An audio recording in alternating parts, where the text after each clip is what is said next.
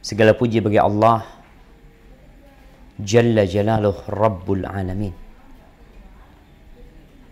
Kita hidup di bumi Allah, kita diciptakan oleh Allah, dan kita kelak akan kembali kepada Allah Azza wa Jalla. Yang terjadi di muka bumi ini adalah kehendaknya. Terkadang kita memiliki keinginan. Kita ingin ini dan itu, tapi ingat, yang terjadi adalah apa yang Allah kehendaki. Wassalatu wassalamu ala man arsalahullahu rahmatan lil alamin. Salawat dan salam semoga senantiasa tercurahkan untuk manusia yang diutus sebagai kasih sayang bagi alam semesta ini. Wa ala alihi wa ashabihi wa ikhwanihi wa man tabi'ahum bi ihsanin ila yaumiddin. Dan semoga salawat itu bersambung untuk keluarga beliau, para sahabat beliau, saudara-saudara beliau, dan orang-orang yang meniti jalan beliau sampai hari kiamat. Amma ba'd, ahibati fillah, bulan Ramadan adalah bulan yang penuh dengan berkah, musim kebaikan. Diharapkan dosa-dosa kita diampuni, taubat kita diterima, di mana di bulan ini jiwa ditempa dengan ketaatan kepada Allah, dengan meninggalkan yang dilarang oleh Allah Azza wa Jalla, di mana kita sebagai manusia yang selama 11 bulan terkadang hidup tanpa aturan, hidup semau kita. Di bulan ini kita di training untuk mencapai penghambaan yang sempurna kepada Allah Azza wa Jalla. Bulan ini bukan bulan bermalas-malasan. Disyariatkan puasa untuk menjaga tubuh kita, untuk menjaga raga kita, agar kita mensyukuri nikmat yang Allah berikan, sehingga kita bisa beribadah dengan baik di bulan ini. Mensyukuri nikmat yang selama ini kita pakai. Kita pakai tubuh ini berapa tahun? Kita pakai mata ini berapa tahun? Kita pakai jantung yang berdetak terus, paru-paru yang kembang kempis mengambil oksigen. Berapa tahun kita menggunakannya? Di bulan ini kita diperintahkan untuk mensyukuri nikmat tersebut. Sehingga setiap malam ketika panggilan untuk berbuat baik diserukan, ya baghiyal khair aqbil. Wahai orang yang ingin berbuat baik, segera engkau. Ini saatnya engkau berbuat baik. Saatnya engkau mensyukuri nikmat yang Allah berikan kepadamu selama ini.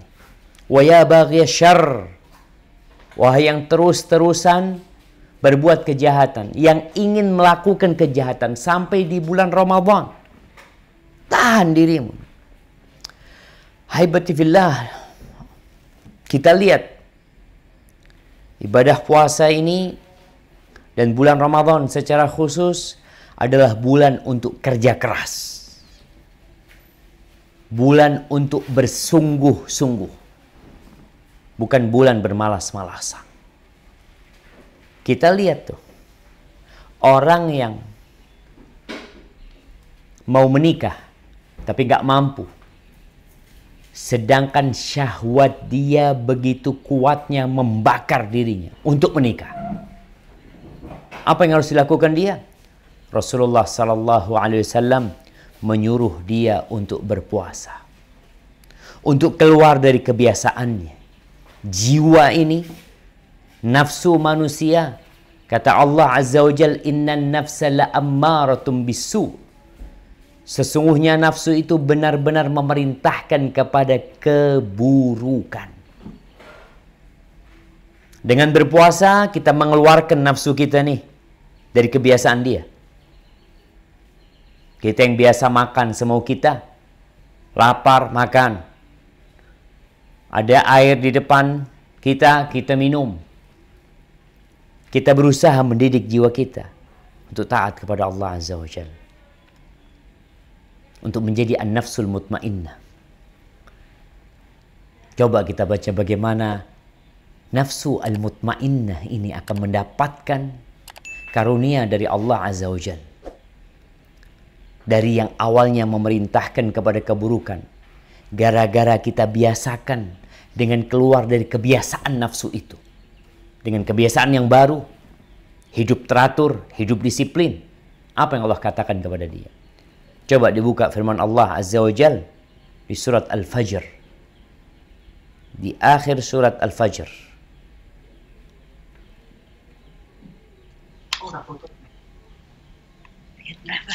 Nah, ayat 27. A'udzu billahi minasyaitonir rajim. Ya ayyatuhan nafsul mutmainnah irji'i ila rabbiki radiyatan mardiyah fadkhuli fi ibadi wadkhuli jannati. Hai jiwa yang tenang, kembalilah kepada Tuhanmu dengan hati yang puas lagi diridhoinya. Maka masuklah kau ke dalam jamaah hamba-hambaku, masuk ke dalam surgaku. Subhanallah. Kapan jiwa itu diperbolehkan masuk surga? Diperintahkan untuk masuk surga. Ketika dari yang awalnya menurutin nafsunya, mengikuti keinginannya, lalu dengan ditempa dengan puasa ini, dia jadi berubah. Jadi jiwa yang tunduk, yang tenang. Dia naik tuh, menaikin anak tangga menuju orang-orang yang bertakwa, sesuai dengan disyariatkannya puasa ini. La'allakum tattaqun.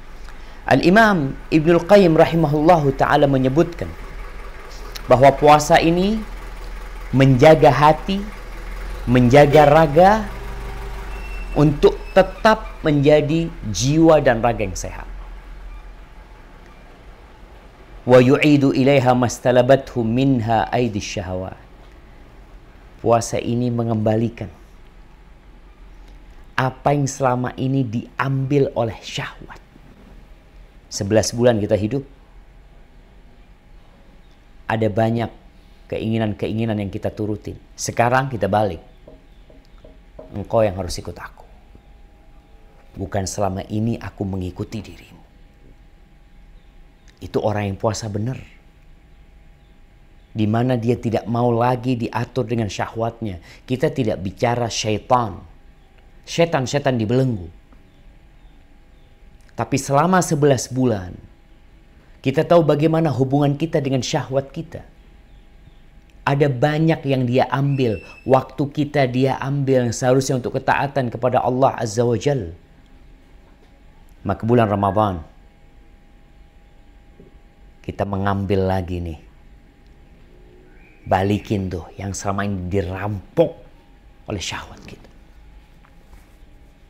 Makanya betapa agungnya ibadah Ramadan ini, berpuasa, di mana Allah Azza wa Jalla mengatakan illa shaum fa innahu li wa ana ajzi bihi. Semua amalan manusia itu sudah ada hitung-hitungannya, kecuali puasa. Itu milikku, kata Allah. Hanya Allah yang tahu dengan pahalanya. Allah yang akan memberikan.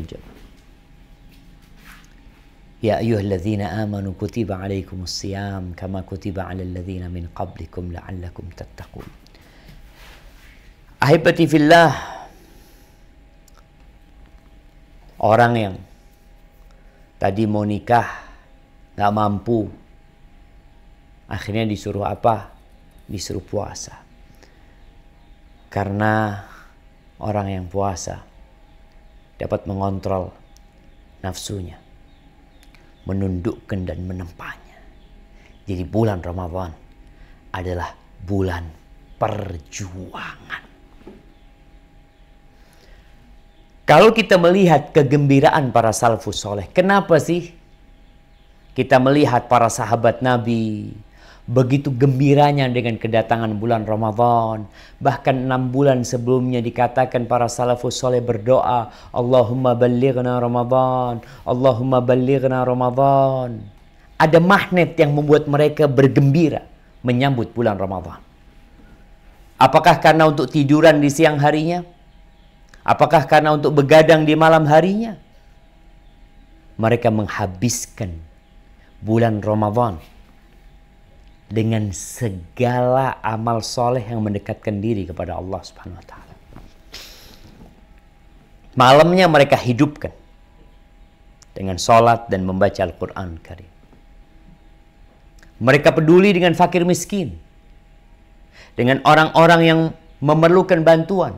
Mereka berbagi makanan di bulan Ramadan, memberikan iftar kepada orang-orang yang berpuasa. Mereka berjihad, bersungguh-sungguh melawan nafsu mereka dengan ketaatan kepada Allah dan memerangi musuh-musuh Allah di medan perang. Antum pikir mereka tiduran di bulan Ramadan seperti kegiatan sebagian orang sekarang? Perang Badar, bagaimana 311 orang menghadapi 1000 orang, itu terjadi pada tanggal 17 Ramadan. Ramadan, jemaah. Penaklukan kota Mekah, ketika Nabi SAW membawa pasukan berjumlah 10.000 orang sampai ke Mekah, itu tanggal 20 Ramadan pada tahun ke-8 Hijriah. Perjalanan dari Mekah ke Madinah 6-7 hari. Ketika mendekati kota Mekah, dari Madinah ke Mekah 6-7 hari, ketika mendekati kota Mekah, ada informasi bahwa ada sebagian mereka yang kelelahan. Dan ini akan menghadapi musuh. Mau berperang, bukan mau buka bersama, bukan mau tiduran, bukan mau main game, mau berperang mereka. Ketika itu Rasul SAW berbuka agar para sahabatnya berbuka. Ya, kalau melihat generasi sekarang, zaman berubah. Ketika manusia di bulan Ramadan pun ternyata masih dibelenggu dengan syahwatnya. Di bulan Ramadan dia belum mengalahkan syahwatnya. Dia malah masih tunduk kepada syahwatnya. Apa yang dia inginkan dia turutin. Mau syahwat perut dan yang di bawah perutnya. Sehingga entah generasi seperti apa mereka ini. Kalau generasi yang terdahulu, mereka beriman. Puasa mereka pun imanan wahtisaban. Karena beriman kepada Allah dan berharap pahala. Apa yang mereka takutkan sebenarnya, jemaah? Sehingga mereka bersungguh-sungguh beribadah. Kita kok biasa-biasa aja, Pak Ustaz? Allah sebutkan di dalam Al-Quranul Karim di surat An-Nur ayat 36. Coba dibuka. Surat An-Nur ayat 36. في بيوت أذن الله أن ترفع ويذكر فيها اسمه يسبح له فيها بالغدو والآصال. Bertasbih kepada Allah di masjid-masjid yang telah diperintahkan untuk dimuliakan dan disebut namanya di dalamnya pada waktu pagi dan petang. Lanjutkan. Ayat 37-38.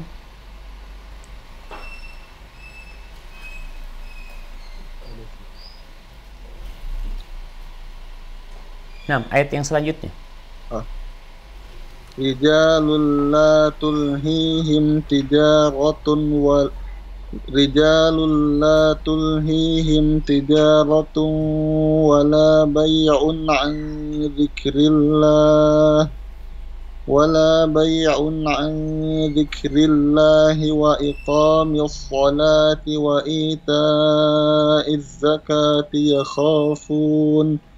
يخافون يوما تتقلب فيه القلوب والأبصار ليجزيهم الله أحسن ما عملوا ويزيدهم من فضله والله يرزق من يشاء بغير حساب. Laki-laki yang tidak dilalaikan oleh perniagaan dan tidak pula oleh jual beli dari mengingati Allah dan dari mendirikan sembahyang dan dari membayar zakat. Mereka takut kepada suatu hari yang di hari itu hati dan penglihatan menjadi goncang. Mereka mengerjakan yang demikian itu supaya Allah memberikan balasan kepada mereka dengan balasan yang lebih baik dari apa yang telah mereka kerjakan, dan supaya Allah menambah karunia-Nya kepada mereka, dan Allah memberi rezeki kepada siapa yang Dia kehendaki tanpa batas. Subhanallah jamaah. Itulah yang memotivasi mereka untuk beramal, untuk memanfaatkan Ramadan dengan segala suka dukanya, menundukkan jiwa mereka. Jangan dipikir para sahabat orang-orang miskin. Antum lihat Abu Bakar As-Siddiq, Umar bin Khattab, Uthman bin Affan, Ali bin Abi Talib, Abdurrahman bin Auf, Talha bin Ubaidillah. 10 sahabat yang dijamin masuk surga, mungkin yang agak kurang hidupnya. Sebutkan Ali bin Abi Talib radhiyallahu anhu. Tapi sisanya orang-orang kaya mereka. Tapi perniagaan mereka, dagangan mereka, usaha mereka tidak membuat mereka lalai dari melakukan ketaatan kepada Allah Azza wa Jalla. Karena mereka takut. Ada hari di mana manusia menjumpai Allah Azza wa Jalla, satupun harta tidak ada yang dia bawa. Bagaimana hati bergejolak, mata ketakutan ketika neraka didatangkan. Mereka melakukan semua itu liyajziyahumullah, karena mereka berharap dapat balasan dari Allah SWT. Dan Allah kasih balasan. Mungkin kita berpikir, Ustadz, kenapa balasannya nggak di dunia? Antum ingin apa di dunia? Mungkin orang tuh ya fulus, harta. Maka Ustadz, kalau balasan beramal ibadah itu adalah kenikmatan di dunia, Ustaz, insya Allah orang semangat beribadah. Baik, kita kasih contoh nih. Supaya kita tahu bahwasanya dunia ini Allah jadikan dar bala, negeri bala, negeri ujian cobaan. Karena memang untuk berputarnya roda kehidupan, kita harus bekerja. Kita harus berdagang, ada usaha. Dapat duit dengan berusaha, dengan bekerja. Antum sholat, nggak dapat fulus. Kita puasa, nggak dapat mobil, nggak. Allah kasih semua fasilitas sama kita, tapi balasannya nanti. Di dunia Allah kasih sebagian dari kebahagiaan tersebut. Antum bayangin, kalau orang puasa, setiap orang puasa 1 hari, dia dapat duit 1 juta. Enak nggak? Insya Allah. 1 juta Pak Ustadz. Insya Allah semua orang puasa. Sholat malam 11 rakaat umpamanya. Taraweh. Setiap rakaat dapat 100.000. 11 rakaat dapat 1.100.000. Lebih enak yang 23 Pak Ustadz. 2.300.000. Orang akan berlomba-lomba untuk meraih dunia. Tapi kalau antum dapat uang, buat apa uangnya? Antum berpikir uangnya buat apa? Oh, buat beli mobil. Baik, antum beli mobil. Buat jalan-jalan. Antum bawa, antum punya mobil. Mau beli bensin di SPBU. Nggak ada yang jualan bensin. Nggak ada. Kenapa nggak ada Pak Ustaz? Orang nggak perlu fulus orang. Kalau mau uang dia tinggal sholat. Dia tinggal puasa. Antum mau ke warung. Antum berpikir dapat uang banyak, Anda bisa makan enak. Antum berangkat ke warung yang paling indah, yang paling mewah, tutup warungnya. Ditanya, kenapa kok nggak buka? Kata dia. Buat apa aku buka warung? Buat apa? Uang. Aku tinggal sholat dapat uang. Aku tinggal puasa dapat uang. Nggak perlu capek-capek aku kerja. Antum juga kalau gitu Anda masak sendiri di rumah sudah. Antum ke rumah, gasnya habis. Berangkat ke warung mau beli gas. Ke toko mau beli gas, nggak ada yang jualan gas. Kita semua jemaah dalam bekerja dunia ini, kita cari fulus. Nah, kita cari dunia. Karena memang butuh ongkos dalam kehidupan ini. Tapi ketika antum beribadah, mau cari fulus, dan antum berpikir kalau dikasih rumah, orang itu kalau puasa Ramadan, selesai Ramadan, dapat satu rumah. Buat apa antum? Berbeda dengan di surga Allah Azza wa Jal, nggak ada orang kerja. Semuanya disediain sama Allah Azza wa Jal. Setelah antum melalui fase ujian di dunia ini. Maka itulah yang membuat para sahabat Nabi, orang-orang terdahulu bersungguh-sungguh beribadah. Dan kita seharusnya mencontoh mereka. Di sini tempat berjuang. Ramadan bukan waktunya santai jamaah. Adapun generasi masa sekarang yang mereka menjadikan bulan Ramadan ini entah apa yang ada di benak mereka. Malam hari ya mereka taraweh. Tarawehnya mungkin setengah jam, 1 jam. Terus sisanya ngapain? Nonton acara-acara di televisi. Bermain. Main gaple, main ini, main itu. Waktunya dihabiskan untuk hal-hal yang tidak berguna. Dia masih belum menundukkan jiwanya. Padahal di siang hari dia mampu untuk menahan makan, minum yang merupakan kebutuhan tubuh dia. Semua orang perlu makan dan minum. Tapi dia tahan. Enggak. Aku sedang puasa. Aku sedang puasa. Tapi kenapa di malam hari, kemudian engkau lepas kontrol syahwatmu. Engkau ikutin lagi keinginan-keinginan dia. Untuk melakukan hal-hal ya yang kurang berguna. Ada yang di siang harinya Masya Allah digunakan untuk tidur. Malamnya begadang sampai subuh. Mereka gembira dengan Ramadan. Allah Zat, banyak sohib-sohib. Sekarang mungkin COVID-19 kita agak susah untuk kumpul-kumpul. Tapi selain Ramadan tahun ini kita melihat tahun-tahun sebelumnya. Kita mengkoreksi diri kita. Selama ini kita gunakan untuk apa Ramadan? Sebuah musim yang penuh dengan berkah. Penuh dengan ganjaran. Penuh dengan hadiah. Ngapain kita selama ini? Tidur-tiduran. Lebih banyak mainnya daripada membaca Al-Quran. Di surat Maryam. Ayat 59. Surah Maryam ayat 59. Allah menceritakan tentang sebuah generasi. Nah, silakan dibaca. فخلف من بعدهم خلف أضاعوا الصلاة واتبعوا الشهوات فسوف يلقون غيا إلا من تاب وآمن وعمل صالحا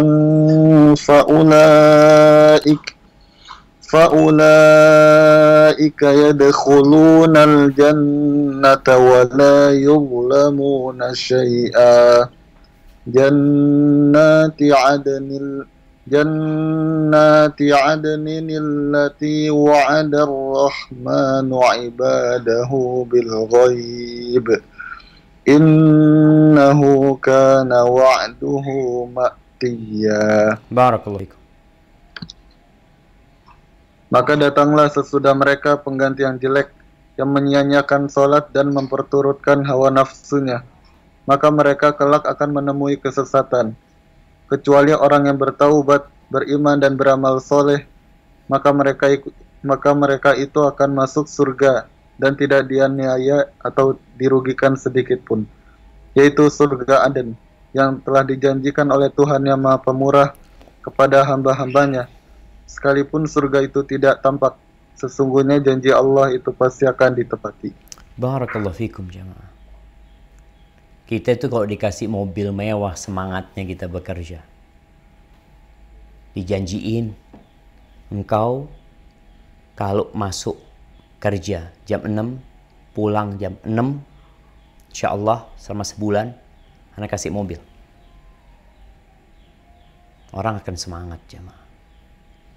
Dia tidak akan mengikuti syahwatnya. Enggak, tunggu dulu, belum waktunya nih. Lagi ada sesuatu yang anak harapkan. Tapi kebanyakan kita itu enggak beriman. Pura-pura beriman. Ahibati fillah, kalau bicara tidur, istirahat. Ustaz, kita perlu istirahat. Capek Ramadan ini, puasa ini. Apa yang capek jamaah? Apa yang kau kerjakan sebenarnya? Apalagi yang sedang di rumah. Yang sedang kena PSBB. Yang sedang diisolasi. Ya, mungkin engkau capek karena nafsu dan syahwatmu tidak bisa engkau ikutin. Tapi seharusnya engkau belajar dari Ramadan yang mengajarkan kepadamu kedisiplinan untuk tidak sembarangan mengikuti nafsu kita. Kalau bicara tidur, ya fitrah manusia, badan ini perlu istirahat. Demi untuk menguatkan diri dalam melakukan ketaatan dalam urusan dunia, untuk bekerja, untuk berupaya, cari fulus, semuanya butuh istirahat. Itu insya Allah disepakati oleh semua orang. Bahkan kita tahu bukan hanya tidur di malam hari, di siang hari pun Nabi alaihi salatu wassalam mengatakan, qilu fa inna syaitan la yaqil. Kalian tidurlah siang, fa inna syayatin la taqil. Syaitan tuh nggak tidur siang. Artinya tubuh kita perlu istirahat. Nah, tapi bukan dengan berlebih-lebihan. Orang kalau kebanyakan tidur, kebanyakan istirahat, nggak bisa diajak berjuang. Artinya kebiasaan antum terlalu santai. Maka lihatlah anak-anak yang dimanja oleh orang tuanya. Yang selama ini apa aja yang dia inginkan diturutin. Nih, syahwat kita, nafsu kita seperti anak yang dimanja oleh orang tuanya. Apa yang diminta dikasih terus. Kira-kira tuh anak siap nggak diajak susah? Siap nggak diajak berjuang? Nggak bisa. Siapa yang salah? Apakah bapaknya akan terus kaya? Apakah orang tuanya akan terus mampu? Nggak tahu. Roda dunia ini berputar. Sehingga berapa banyak anak-anak yang dimanja oleh orang tuanya nggak bisa kerja. Sudah menikah pun nggak bisa kerja. Makanya kita tidur, perlu tidur. Tapi bukan berarti akhirnya kita menghabiskan waktu kita untuk tidur. Di bulan Ramadan apalagi. Bukan bulan tidur nih jamaah. Ahibati fillah, ada orang yang tidur kebanyakan, ada orang yang terlalu banyak melakukan perbuatan-perbuatan mubah. Ya santai tadi. Duduk-duduk, ngobrol, main ini, main itu, main handphonenya, nonton ini, nonton itu. Kita tahu Rasul SAW tidak mau memberatkan umatnya. Bukan berarti ketika kita puasa ini, kita nggak tidur sama sekali. Sholat terus, bangun terus. Puasa sepanjang tahun, enggak. Bahkan Nabi SAW marah ketika datang 3 orang yang bertanya tentang bagaimana sih ibadahnya Nabi SAW. Jamaah ingat, Nabi itu manusia.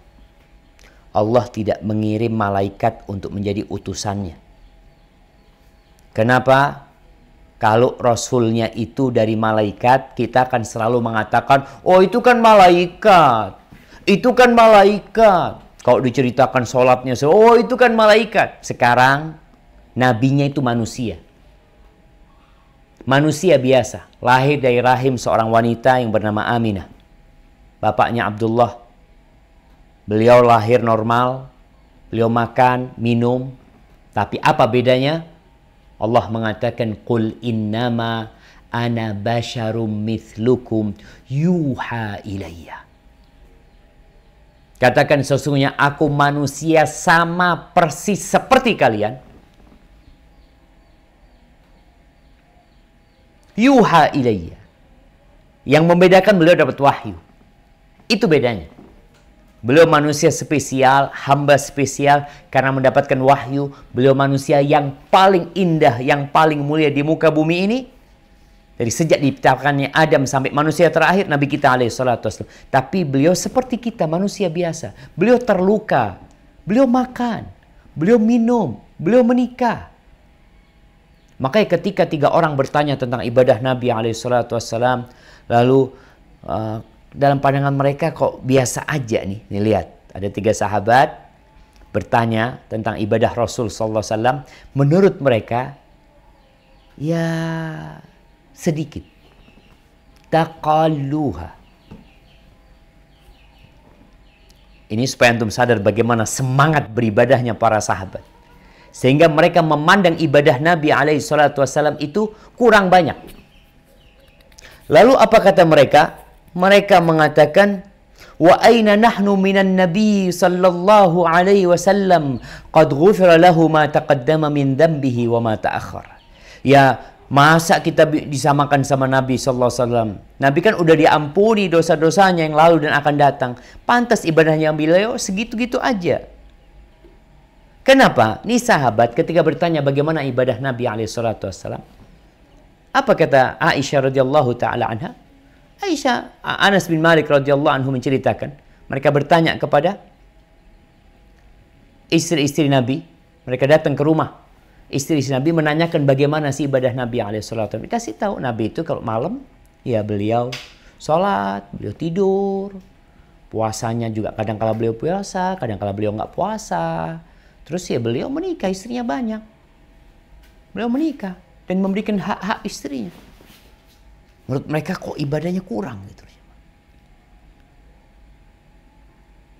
Lalu salah seorang di antara mereka mengatakan, fa inni usallil lail abadan. Aku akan sholat malam selama-lamanya. Gak akan tidur. Habis isya sholat sampai subuh. Selama-lamanya. Dia mau ngerjain itu. Demi untuk bersemangat meraih yang di sisi Allah Azza wa Jalla.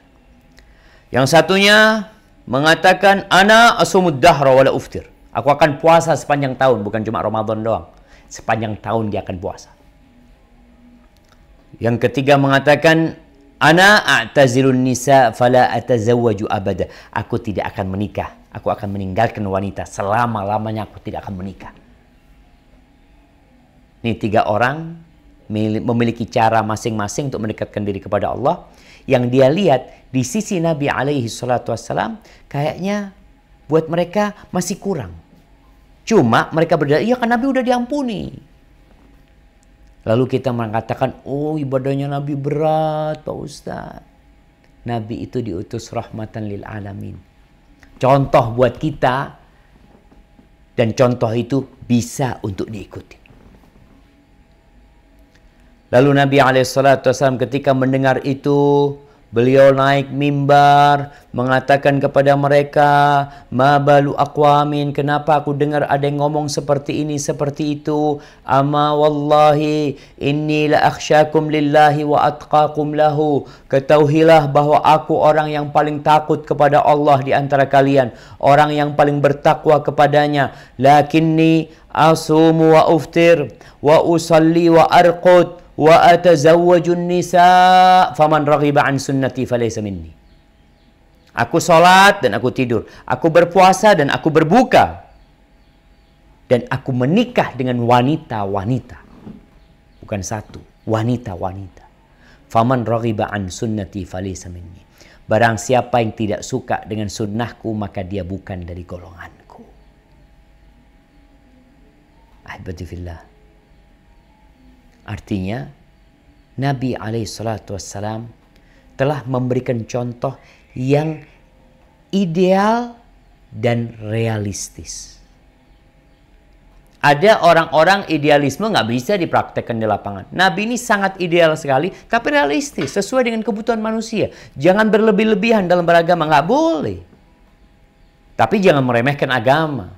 Siapa contohnya? Siapa ukurannya supaya kita tidak berlebih-lebihan? Rasulullah sallallahu alaihi wasallam. Laqad kana lakum fi Rasulillahi uswatun hasanah. Ahibati fillah. Kalau kita melihat tuh orang-orang yang menghabiskan waktunya untuk tidur di siang hari. Habis subuh tidur, nanti mau zuhur bangun, sholat tidur lagi. Kenapa itu terjadi? Karena mereka begadang di malam hari. Kalau kita lihat Rasul sallallahu alaihi wasallam, beliau mengatakan la samara illa li musallin aw musafir. Nggak boleh begadang kecuali buat orang yang sedang sholat atau orang sedang musafir. Jadi kalau mau begadang sedang sholat. Tapi antum kalau begadang sholat, antum nggak lama. Setengah jam, 1 jam udah capek ngantuk. Tapi kalau bermain dengan teman-teman antum sampai subuh, ketawa-ketawa. COVID-19 seakan-akan nggak ada. Aduh, mereka tetap berkumpul-kumpul untuk begadang. Kadang-kala di tempat maksiat masih ada yang mendatanginya. Ahibati fillah, Allah Azza wa Jalla menjadikan malam itu sebagai tempat istirahat. Coba dibuka firman Allah di surat An-Naba ayat 9, 10, 11.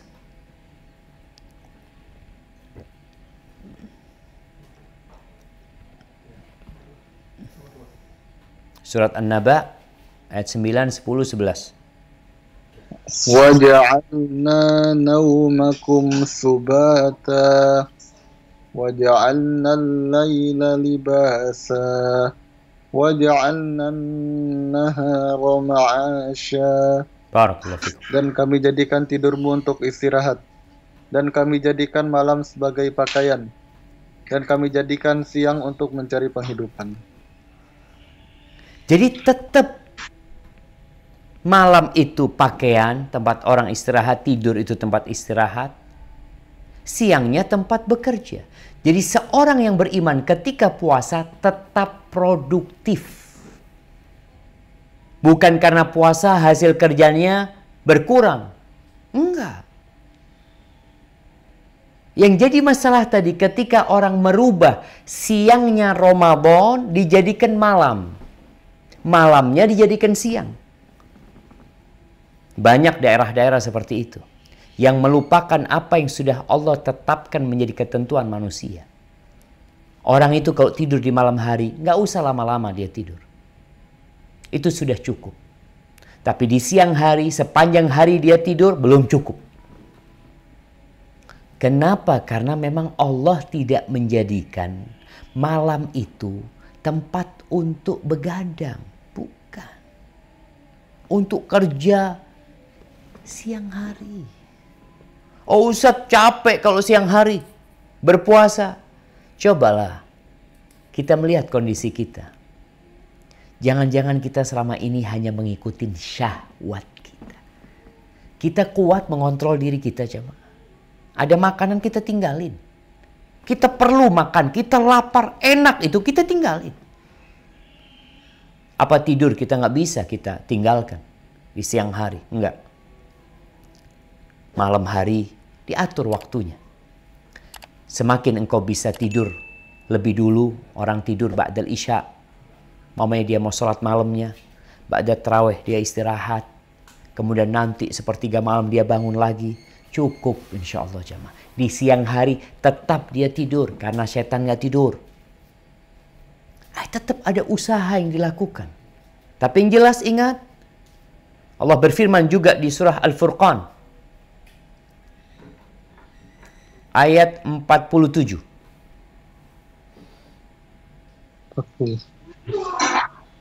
Nah, surah Al-Furqan ayat 47.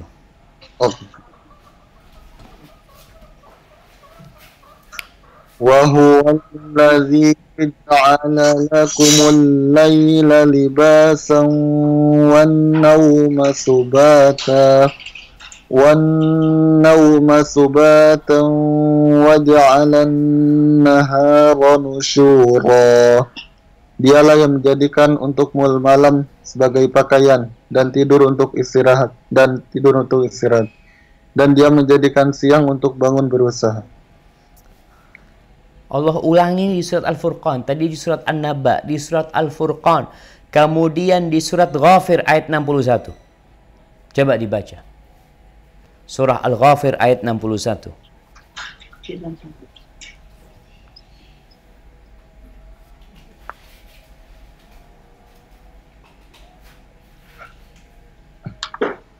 Allahul ladzi ja'ala lakumul laila litaskunu fihi wan nahara mubsira. Innallaha ladzu fadlin 'alan nasi walakinna aktsaran nasi la yashkurun. Allah lah yang menjadikan malam untuk kamu supaya kamu beristirahat padanya, dan menjadikan siang terang benderang. Sesungguhnya Allah benar-benar mempunyai karunia yang dilimpahkan atas manusia, akan tetapi kebanyakan manusia tidak bersyukur. Allahu Akbar jamaah. Itu yang terjadi sama kita nggak bersyukur. Udah diatur tuh. Malam ini tempat istirahat. Memang sekarang kita ngelihat dengan adanya lampu nih, dengan adanya listrik, dengan adanya televisi, dengan adanya handphone, apa yang terjadi? Orang-orang akhirnya nggak tidur, begadang di malam hari. Siang harinya ngantuk dia. Kenapa orang-orang dahulu jam 2 malam sudah bangun? Karena habis Isya dia itu tidur. Nggak ada listrik, dia mau ngapain? Nggak ada handphone. Maka setelah kita mendengar tuh bagaimana Allah Azza wa Jalla menjadikan malam menjadikan siang, dan bagaimana Allah menjadikan bulan Ramadan sebagai bulan untuk meningkatkan ketakwaan, bukan bulan untuk bersantai ria, tapi bulan untuk melatih jiwa, menundukkan jiwa dari mengikuti syahwat-syahwatnya. Kita keluar dari kebiasaan kita untuk menjadi manusia yang berbeda di bulan Ramadan ini. Maka perbanyaklah, ya kita bicara sholat yang tiangnya agama.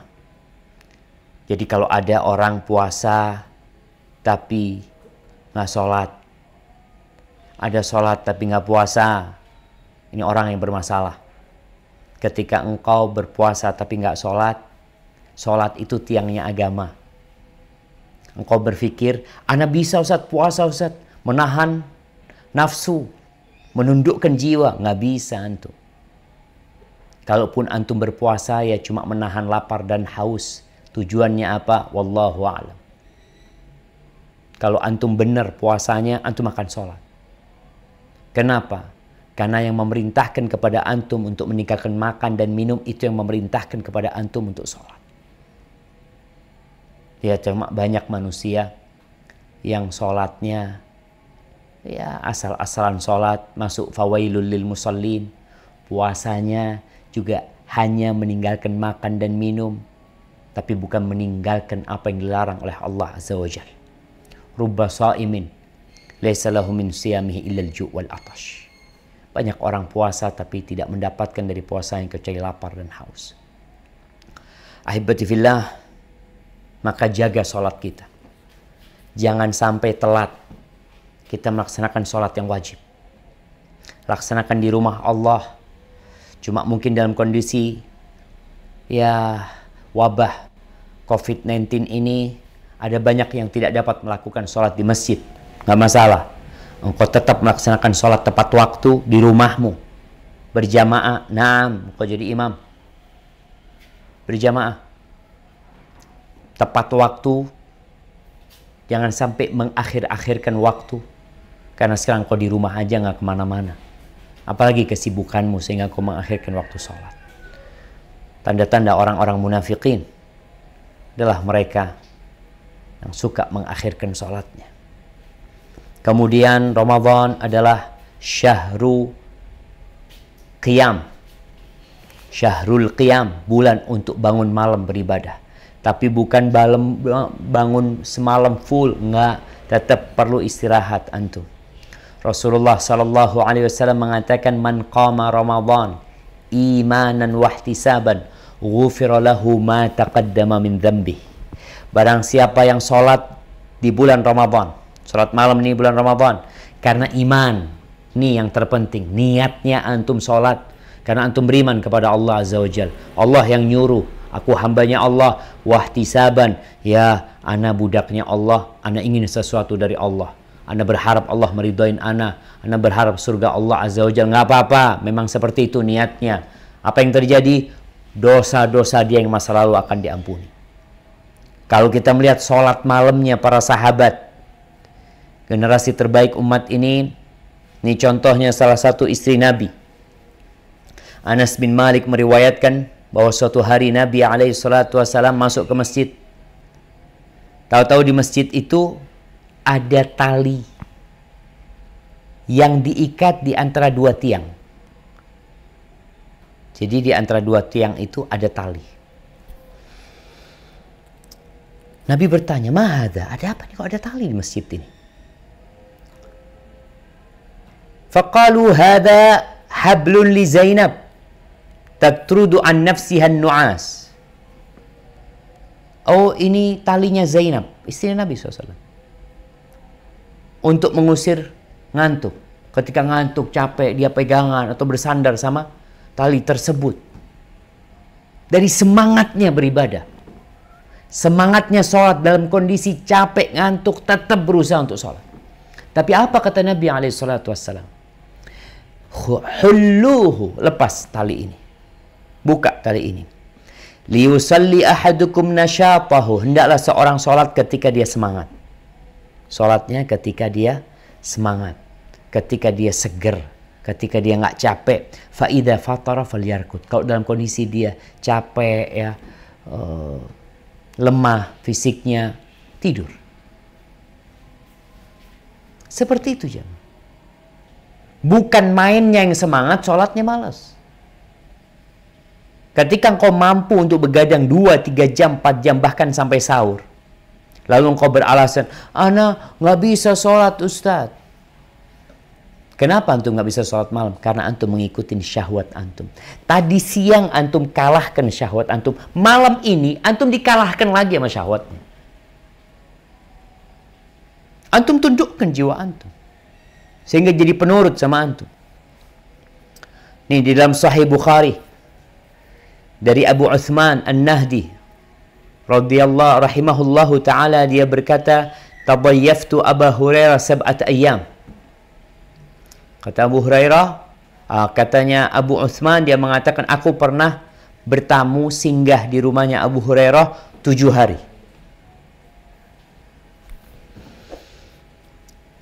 Fakana huwa wa zawjuhu wa khadimuhu yaktasimuna al-lail athlatan. Abu Hurairah bersama istrinya dan pembantunya ini membagi malamnya jadi 3. Istrinya sholat malam 1/3 malam. Terus pembantunya 1/3 malam. Terus Abu Hurairah 1/3 malam. Jadi malam hari itu dibagi 3. Jadi kalau sudah capek nih yang pertama, bagian 1/3 pertama dibangunkan. Sholat. Udah capek ini. Tidur. Bangun nih, sholat. Nanti dapat 1/3 malam, dia capek istirahat, dibangunkan yang ketiga. Rumah itu penuh dengan cahaya sholat. Bukan cahaya lampu. Nawiru buyutakum bis salati wa qiraatil Qur'an. Terangi rumah kalian dengan sholat dan membaca Al-Quranul Karim. Al-Imam Al-Zahabi menyebutkan tentang Sulaiman At-Taimi, salah satu perawi hadis. Apa kata Imam Zahabi? Kana indahu zawjatan kanu yaqtasimuna al-laila athlatan. Sulaiman At-Taimi punya istri 2. Sekali lagi jamaah, bukan berarti ketika mereka ahli ibadah, zuhud, mereka itu tidak bekerja. Mereka tidak cari dunia untuk kehidupan mereka. Mereka punya istri 2, mereka punya istri 4, istri 3, mereka kaya raya. Tapi urusan beribadah kepada Allah, dia tahu diciptakan untuk mengabdi kepada Allah Azza wa Jalla. Dia punya istri 2. Apa yang dilakukan? Kanu yaqtasimuna al-laila athlatan. Mereka membagi malamnya jadi 3. Sama. Mungkin istrinya yang pertama, istrinya yang kedua, baru suaminya. Jadi yang ada di benak mereka itu bukan hanya bersenang-senang, bukan hanya bernyaman-nyamanan, enggak. Mereka tetap tahu aku diciptakan untuk mengabdi kepada Allah Azza wa Jalla. Ini bukan di bulan Ramadan. Gimana kalau di bulan Ramadan? Kemudian Al-Hasan ibn Saleh. Ini salah satu rijal Muslim. Jadi salah satu yang menjadi yang diambil hadisnya dari jalurnya Imam Muslim. Dia itu membagi malamnya jadi 3. Siapa? Dia, saudaranya dan ibunya. Famatat ummu. Ibunya lalu meninggal dunia. Tinggal anaknya 2. Al-Hasan bin Saleh sama saudaranya. Maka kemudian malamnya dibagi 2. Setengah malam Al-Hasan bin Saleh, setengahnya lagi saudaranya. Famata akhu. Akhirnya saudaranya meninggal. Maka dia menghidupkan malamnya full. Subhanallah. Dan Al-Hasan bin Saleh ini punya budak wanita. Dia punya. Halal jemaah. Dia punya. Kemudian dia jual. Karena satu kondisi mungkin dia perlu uang atau apa, dia jual. Budak perempuannya dijual. Setelah dijual, dibeli oleh satu keluarga. Subhanallah. Sepertiga malam dia bangunin orang-orang. Hei, bangun, bangun, bangun. Sholat, sholat, sholat, sholat. Ini majikan yang baru, di rumah yang baru. Lalu mereka pada bertanya, udah subuh? Udah subuh nih? Budak ini bertanya. Faqalat, la, enggak, belum subuh. Belum subuh. Ala tatahajjadun? Kalian enggak sholat tahajud? Kata penghuni rumah baru ini, enggak, kita bangunnya cuma untuk sholat subuh. Akhirnya besoknya budak ini datang ke rumahnya Hasan. Menangis, dia mengatakan, ruddani, laqad bi'tani li unasin la yusalluna illa al-faridah. Dia mengatakan, balikan aku, beli lagi aku. Engkau telah menjual aku kepada orang-orang yang mereka tidak sholat kecuali sholat fardu aja. Enggak. Itu budak jemaah. Mendapatkan pendidikan di rumahnya Al-Hasan bin Saleh. Bagaimana mereka menghidupkan malamnya. Sehingga jiwa kita yang awalnya malas, itu jadi terbiasa semangat. Seperti kita lihat orang-orang yang berangkat kerja. Tiap pagi berangkat kerja. Terbiasa dia seperti itu. Kalau dia di rumah saja, mungkin badan dia kesakitan semuanya. Kita hanya perlu pembiasaan. Dan Ramadan ini datang agar kita membiasakan diri kita untuk lebih taat sama Allah Azza wa Jalla. Kemudian perbanyak zikir nih. Jadi waktu-waktu luang antum jangan dihabiskan untuk handphone antum. Untuk nonton, untuk ngobrol, tapi perbanyak mengingat Allah Azza wa Jalla. Kata Rasul sallallahu alaihi wasallam, "Ma 'amila adamiyun 'amalan qattu anjalahu min adzabillah min dzikrillah." Tidak ada amalan yang dilakukan oleh seorang hamba yang lebih diharapkan untuk menyelamatkan dia dari api neraka lebih dari zikrullah. Dan sekarang kalau antum mau sholat malam, aduh capek ini itu, oke, zikir, duduk, mau berdiri, mau jalan, lisannya terus mengingat Allah Subhanahu wa taala. Ala bi dzikrillah tatmainnul qulub. Gunakan waktunya untuk berdoa. Orang yang berpuasa punya waktu mustajab, jangan disia-siakan. di waktu sahur juga itu waktu yang mulia untuk berdoa kepada Allah Azza wa Jal.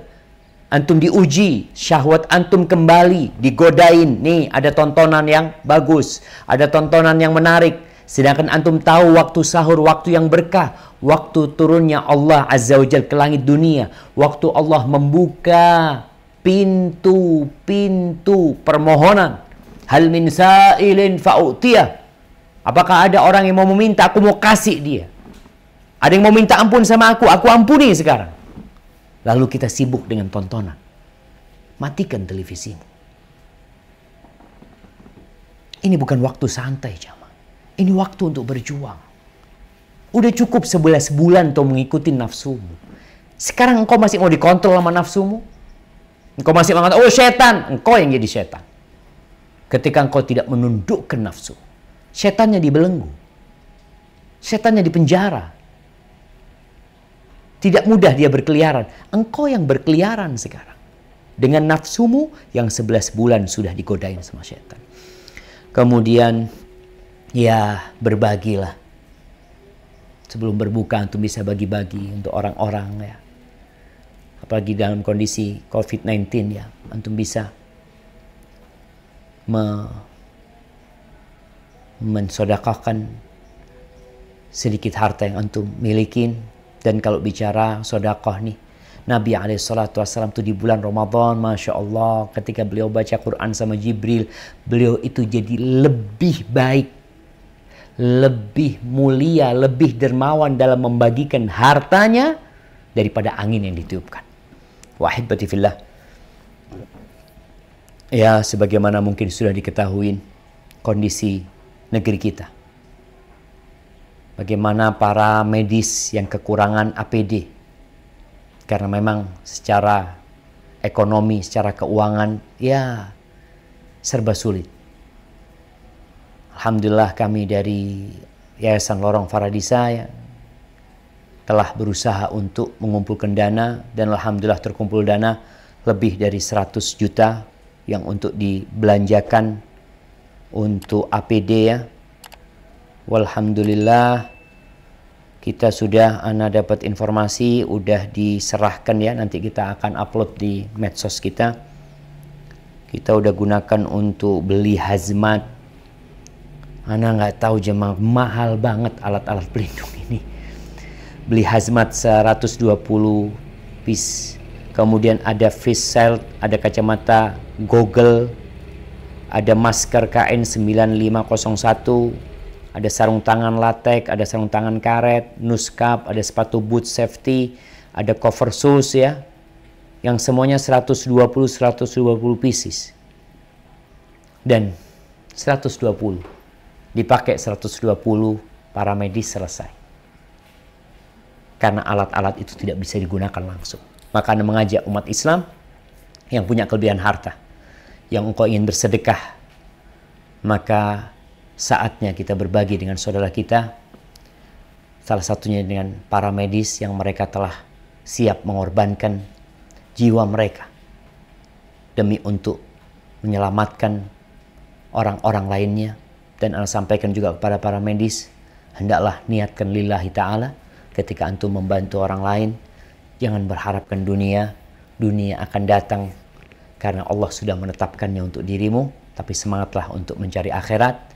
Dan Ramadan ini semoga membuatmu lebih semangat untuk berjuang. Barakallahu fikum. Itu mungkin jamaah yang bisa Anda sampaikan pada kesempatan kali ini. Yang jelas Ramadan, bulan untuk berjuang, untuk bersemangat. Insya Allah pada kesempatan yang akan datang kita akan bahas bagaimana para sahabat Nabi, para salafus soleh, di bulan Ramadan mereka berperang. Mereka berjihad di jalan Allah Azza wa Jal. Bahkan kemenangan umat Islam diraih di bulan Ramadan. Barakallahu fikum. Baik, mungkin kita masuk ke sesi tanya jawab sebelum adzan maghrib ya. Karena di Jember beda sama di Jabotabek. Nah, silahkan kalau ada pertanyaan.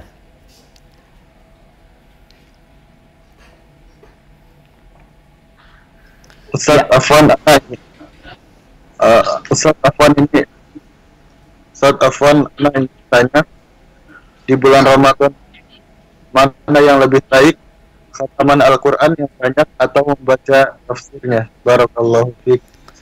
Barakallahu fikum. Jamaah rahimakumullah. Kita tahu ketika Rasulullah sallallahu alaihi wasallam menghatamkan Al-Qur'anul Karim. Ketika para sahabat menghatamkan Al-Qur'anul Karim. Ketika kita membaca para salafus soleh yang hatam 3 hari sekali, 3 malam sekali, ada yang 7 malam sekali. Mereka faham bahasa Arab. Mereka ngerti dengan apa yang mereka baca. Sehingga itu juga yang menjadi motivator dia terus membaca Al-Quranul Karim.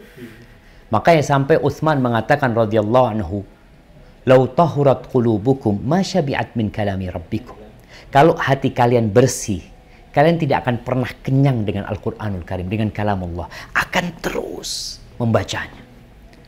Kemudian kalau ditanya mana yang lebih utama, menghatamkan Al-Quranul Karim tanpa kita mengetahui artinya, atau kita membaca Al-Quranul Karim dan memahami artinya.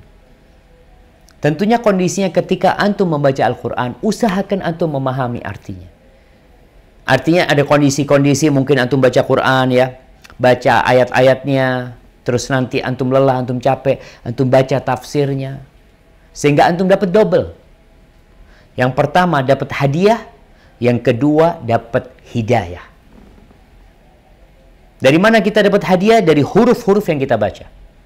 Jadi kalau ada orang membaca Al-Quranul Karim tanpa tahu artinya, dia dapat hadiah. Sudah disampaikan oleh Nabi SAW bahwasanya man qara'a harfan min kitabillah falahu bihi hasana wal hasanatu bi asyri amthaliha. La aqulu alif lam mim harf, walakin alifun harf, walamun harf, wa mim harf. Yang baca satu huruf dari Al-Quranul Karim dapat satu kebaikan Allah lipatkan jadi 10 kebaikan. Jadi 10. Satu jadi 10. Satu huruf. Baca alif lam mim itu bukan satu huruf kata Nabi SAW. Tapi alif satu huruf, lam satu huruf, mim satu huruf, kau dapat 30 kebaikan. Sedangkan kita tahu, pendapat yang benar, nggak ada yang tahu artinya alif lam mim. Nggak ada yang tahu. Itu pun kita dapat pahala. Maka kalau kita membaca yang lainnya tanpa mengetahui maknanya, insya Allah kita tetap dapat hadiah, dapat pahala tadi. Tapi untuk dapat hidayah, engkau perlu memahami artinya. Maka nasihat ana, silahkan engkau punya waktu, dibagi waktunya. Ada waktu untuk membaca Al-Quran Karim, ada waktu membaca tafsirnya. Ini kesempatan jamaah. Artinya antum hatam Al-Quran Karim dan hatam tafsirnya insya Allah. Hada wallahu a'lam bissawab.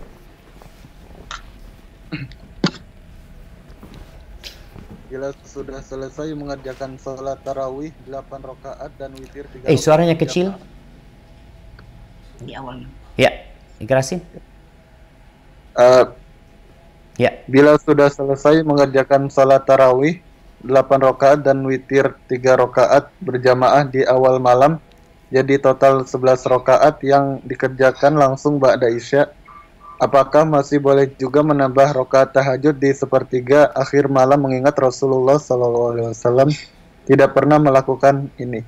Di riwayat Aisyah, Rasulullah SAW salat malam di luar dan dalam Ramadan hanya maksimal 11 rakaat. Jadi jika memang menambah rakaat salat malam ini baik dan boleh dilakukan, lalu mengapa Rasulullah SAW tidak pernah melakukannya? Barakallahu fikum. Naam jemaah. Kalau dikatakan Rasulullah SAW tidak melakukannya, karena udah cukup 11 rakaat.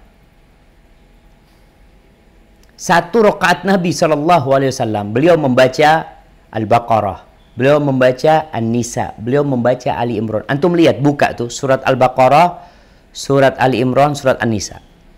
Itu 5 juz lebih. 5 juz lebih, 1 halaman mungkin. Seperti itu. Artinya udah cukup. Kenapa rakaatnya perlu ditambah? Ketika sudah cukup. Makanya para sahabat Nabi ketika sholat bersama Nabi SAW tarawih itu sampai hampir subuh mereka. Sampai takut nggak bisa sahur mereka. Maka kalau antum mau melakukan 11 rakaat silahkan.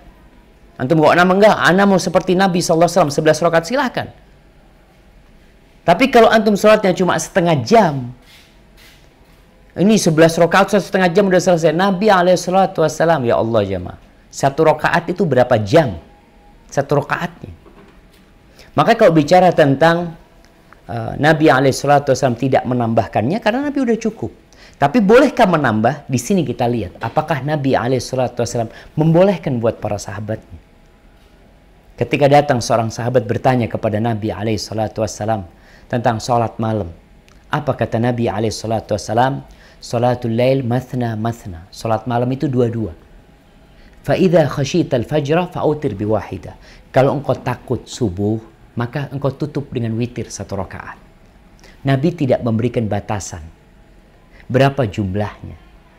Nabi sholatnya 11 rakaat. Iya. Dalam riwayat Aisyah sahih. Tapi Nabi sama sahabat ini tidak menyuruh dia 11 rakaat. Nabi membuka peluang buat dia untuk sholat malam 2-2. Silahkan 2-2. Sampai kapan ya? Sampai engkau selesai. Engkau takut subuh, tutup dengan 1 rakaat. Sehingga dari sinilah para ulama berpendapat bahwasanya sholat malam itu tidak harus 11 rakaat. Kenapa? Karena Nabi alaihissalam menjelaskan dengan lisannya tentang sholat malam 2-2. Maka para sahabat Nabi, ada riwayat yang mereka sholat 20 rakaat ya, terus witir 3 rakaat. Dan riwayat itu disahihkan oleh para ulama karena memang Nabi alaihissalam tidak membatasinya. Jadi perlu diingat, ada perbuatan Nabi alaihissalam, ada ucapan Nabi alaihissalam. Ketika Nabi menyampaikan sesuatu, ya sudah diamali. Perbuatan Nabi mau mencontoh, silahkan. Cuma tadi Anda sampaikan bagaimana sholat malamnya Nabi alaihissalam. Bagaimana ceritanya Hudzaifah, ceritanya sahabat. Kadang-kala beliau sholat malam 1 rakaat, Al-Baqarah, baru ruku. Rakaat kedua, Ali Imran. Dan itu butuh berjam-jam jamaah. Apalagi bacaan Nabi alaihissalam. Nggak cepet-cepetan. Kata Hudzaifah, setiap ada ayat tentang rahmat, beliau minta rahmat Allah Azza wa Jalla. Setiap ada ayat tentang azab, beliau berlindung dari azab Allah Azza wa Jalla. Ketika ada perintah untuk bertasbih, beliau bertasbih sallallahu alaihi wasallam. Jadi dalam masalah ini memang terjadi khilaf di antara para ulama. Cuma jumhur ulama berpendapat berdasarkan hadis yang tadi disampaikan, Nabi alaihissalam membolehkan para sahabat untuk sholat lebih dari 11 rakaat. Beliau hanya menyebutkan 2-2 tanpa jumlahnya berapa. Yang penting kau 2-2 sholatnya. Kau takut subuh, witir 1 rakaat. Hada wallahu a'lam bishawab. Jadi kalau mau nambah sholatnya di malam hari, silahkan. Tapi witirnya cukup sekali. Barakallahu fikum. Nah. Apakah boleh sholat sunnah taubat di waktu sepertiga malam terakhir di bulan Ramadan ini untuk mengingat dosa-dosa yang telah lama berlalu, bukan karena baru saja melakukan dosa? Dan apakah boleh sengaja melakukan sholat sunnah taubat itu setiap sepertiga akhir malam di bulan Ramadan ini? Barakallahu fikum. Jamaah, kalau bicara taubat, ketahuilah bahwa syarat taubat itu meninggalkan dosa tersebut, menyesali, dan bertekad untuk tidak mengulangi. Yang berhubungan dengan manusia, kita perlu minta maaf, kita perlu mengembalikan barang mereka, kita perlu minta dihalalkan. Berkaitan dengan sholat taubat, yang Rasul SAW menjelaskan dalam hadis Utsman, insyaallah ya, mudah-mudahan nggak salah, tentang orang yang berbuat dosa, kemudian dia wudhu dengan wudhu yang sempurna, lalu dia sholat 2 rakaat ya, dan dia memohon ampun kepada Allah Subhanahu wa taala, maka Allah akan ampuni dosa. Kapan dilakukan? Dilakukan kapan engkau berbuat dosa. Kapan engkau selesai berbuat dosa dan engkau mau tobat kembali kepada Allah. Ingat, nggak harus sholat, tapi engkau mau sholat, silahkan. Kapan? Selama waktu itu bukan waktu dilarang sholat, engkau sholat. Baik, kalau sekarang dijadikan rutinitas sebagai terus dia sholat seperti itu, sholat taubat. Mamanya di duha dia sholat taubat nanti. Kalau memang dia ketika itu datang tuh bayangan dosa-dosa dia yang telah dia lakukan dan dia takut tidak diampuni oleh Allah Subhanahu wa taala, kemudian dia sholat penuh dengan kekhusyuan memohon kepada Allah Subhanahu wa taala, silahkan. Artinya bukan diniat, oh nanti aku mau sholat taubat. Sekarang kalau engkau mau bertobat kepada Allah Azza wa Jalla, Siapa yang menjamin engkau akan sampai sepertiga malam akhir? Cuma bukan di waktu larangan. Ba'dal maghrib, engkau merasa, ya Allah, aku ini punya dosa, ya Allah, aku mau bertobat. Sebelum maghrib, setelah matahari terbenam, engkau mau sholat, tafadhal. Jangan ditunggu sepertiga malam akhir. Karena nggak ada jaminan. Jadi sholat tobat ini lebih kepada sholat yang memang ada sebabnya. Seperti orang mau tahiyatul masjid. Kapan dia tahiyatul masjid? Apakah bisa Anda duduk di rumah-rumah, Anda mau tahiyatul masjid? Ya nggak bisa. Ketika engkau masuk masjid, tahiyatul masjid. Begitu pula sholat taubat ini, ada sebabnya. Yang mendorongmu tadi mengingat dosa yang telah engkau kerjakan. Silahkan engkau kerjakan itu sholat. Kalau engkau mau beristighfar sepertiga malam akhir, memang itu waktunya istighfar. Engkau sholat malam, selesai sholat malam, engkau beristighfar. Allah mengatakan tentang orang-orang beriman, wabil ashari hum yastaghfirun, dan di waktu sahur mereka beristighfar. Artinya kalau bicara sholatnya, antum sholat tahajud. Setelah sholat tahajud, antum istighfar, minta ampun sama Allah Azza wa Jalla. Jadi kalau sepertiga malam itu memang waktu untuk istighfar.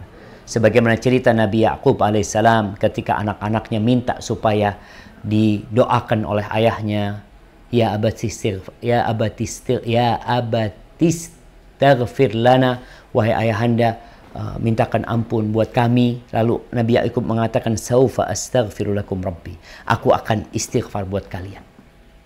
Memang niatnya sepertiga malam akhir, beliau niat istighfar buat anak-anaknya, nggak ada masalah jemaah. Tapi kalau untuk sholat taubat, engkau ini tadi minta doa, orangnya mau mendoakan nanti karena waktu itu waktu mustajab. Tapi ketika engkau berbuat dosa dan engkau bertobat, segera, nggak perlu engkau tunda-tunda. Dan kalau sholat taubat kapanpun, selama waktu itu bukan waktu larangan, diperbolehkan jemaah. Hadza wallahu a'lam bissawab. Nah,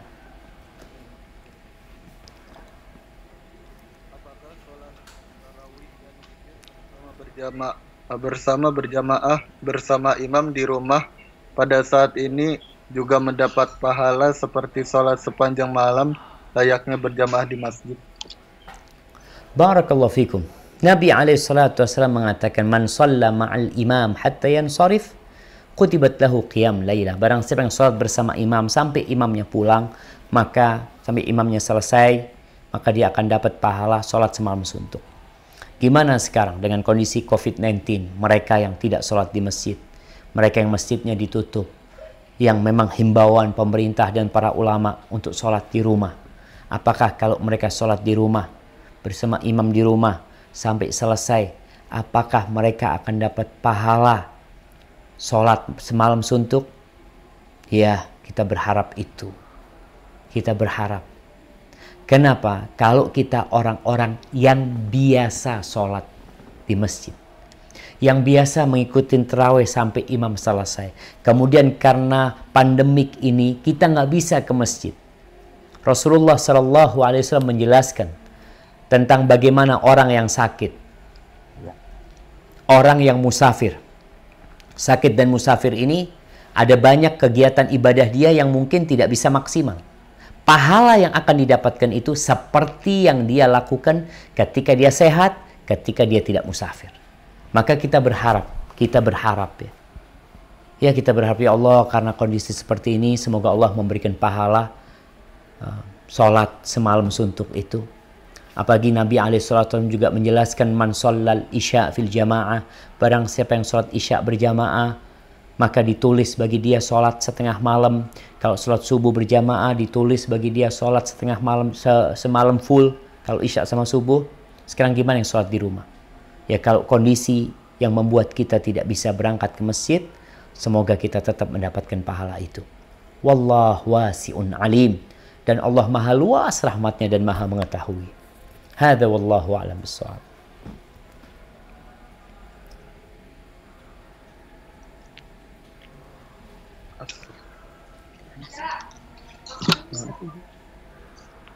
Nah, silakan.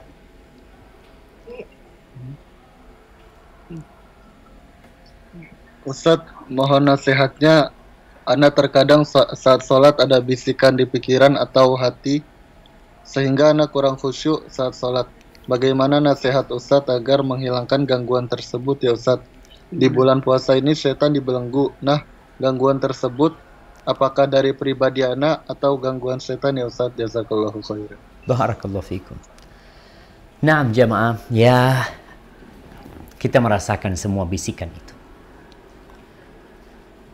yang membuat kekhusyuan kita hilang. Sebenarnya kalau bicara bagaimana kita menghadirkan kekhusyuan ya, ada faktor eksternal, ada faktor internal. Kalau bicara faktor eksternal ya sejadah kita, umpamanya nggak bergambar, kemudian nggak ada pemandangan yang memecah kekhusyuan kita, itu faktor eksternal. Atau juga nggak ada makanan yang sedang disajikan. Tapi ada faktor internal kita sendiri. Ini mungkin yang perlu kita kuatkan. Bahwa kita sedang menghadap Allah Azza wa Jalla. Ketika orang menghadap Allah, kalau kita melihatlah kita menghadap pejabat negara atau orang yang memiliki kedudukan, kemudian dia tahu sama kesalahan kita, kita sedang diintegrasi, kita sedang berbincang sama dia, kita itu nggak akan mikirkan lainnya. Kita hanya berharap orang ini memaafkan kita. Dia tahu sama kesalahan kita. Bagaimana dengan Allah Rabbul Alamin yang tahu dengan luar dalam kita? Kenapa kita tidak takut sehingga kita nggak mikirkan yang lainnya? Kita mengatakan, ya Allah Engkau. Cuma memang ada pikiran dunia. Hilangkan pikiran-pikiran tersebut. Kita perlu menghimpun kekuatan kita. Pikiran kita itu, mungkin kita mikirkan sandal, mungkin kita mikirkan fulus, kita mikirkan pekerjaan kita. Hilangkan semua. Ana sekarang menghadap Allah Azza wa Jal. Yang kalau ana punya urusan, Allah akan bantu, Allah akan selesaikan. Dibantu lagi ketika antum membaca apa yang antum baca dalam sholat antum menghayatinya. Ketika antum sujud hanya mengatakan subhana rabbiyal a'la, subhana rabbiyal a'la, subhana rabbiyal a'la. Tidak hadir kebesaran Allah dan ketinggian Allah. Maka manfaatkan ketika antum sujud, baca subhana rabbiyal a'la wa bihamdi. Kemudian antum berdoa minta sama Allah yang menunjukkan antum sedang khusyuk. Karena ada permohonan yang antum minta. Tapi bacaan-bacaan yang sudah antum hafal biasanya akan lewat begitu saja. Maka mudah-mudahan itu membantu kita. Jadi secara eksternal kita hilangkan semua yang membuat kita nggak khusyuk. Secara internal kita perlu kuatkan hati kita.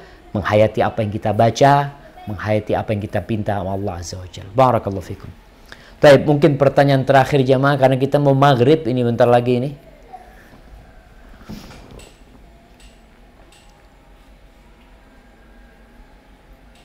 Jika seorang suami yang bacaan surat Al-Fatihah dan surat-surat yang lain belum sempurna tajwid dan makhraj, gimana dengan istri dan sebagai makmum? Sementara kalau dikasih tahu dengan baik-baik, suami seperti tersinggung. Gimana kalau suami bilang, ya udah kalau gitu sholat sendiri-sendiri saja. Bagaimana seharusnya sikap istri? Syukran. Barakallahu fikum. Ya jamaah, kalau bicara bacaan Quran, kita tahu Allah Azza wa Jal mengatakan warattilil Qur'ana tartila, tartilkan Al-Quranul Karim.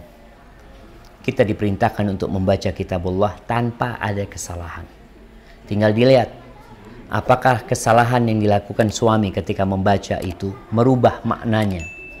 Sehingga orang yang membaca Al-Fatihah kemudian ada perubahan makna dari apa yang dia baca, bicara mungkin makhrajnya, mungkin harokatnya yang menyebabkan Al-Fatihahnya tidak sah, maka sholatnya nggak sah.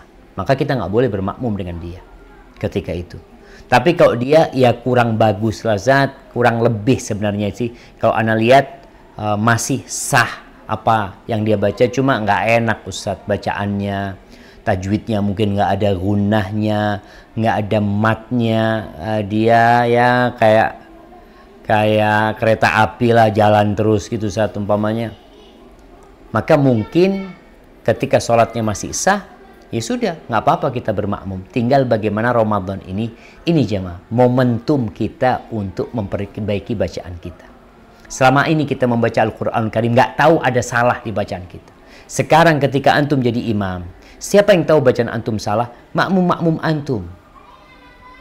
Ketika tahu, oh ternyata bacaannya salah dan engkau menjadi seorang imam, hendaklah berlapang dada. Tinggal bagaimana istri ini dengan cara yang baik. Bang, yuk kita baca Al-Fatihah. Umpamanya ada ustadz online yang bisa memperbaiki bacaan kita, ikut kajian online tersebut ya. Pelan-pelan, karena biasanya suami nggak mau dikasih tahu istri. Ya banyak seperti itu, walaupun nggak semuanya. Maka ana rasa istri melihat kalau bacaan suami memang bacaan yang salah, yang merubah makna, dan secara hukum nggak sah bacaan dia, padahal Al-Fatihah adalah rukun, maka dia sholat sendiri-sendiri. Dia tidak boleh jadi imam. Dia perbaiki dulu bacaan.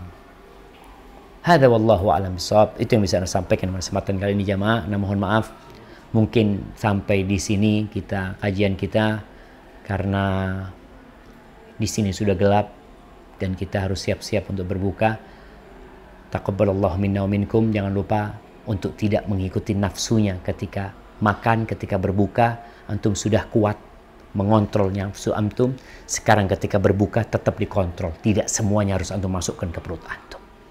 Sampai berjumpa kembali. Semoga senantiasa dalam lindungan ilahi. Subhanakallahumma bihamdika. Asyhadu an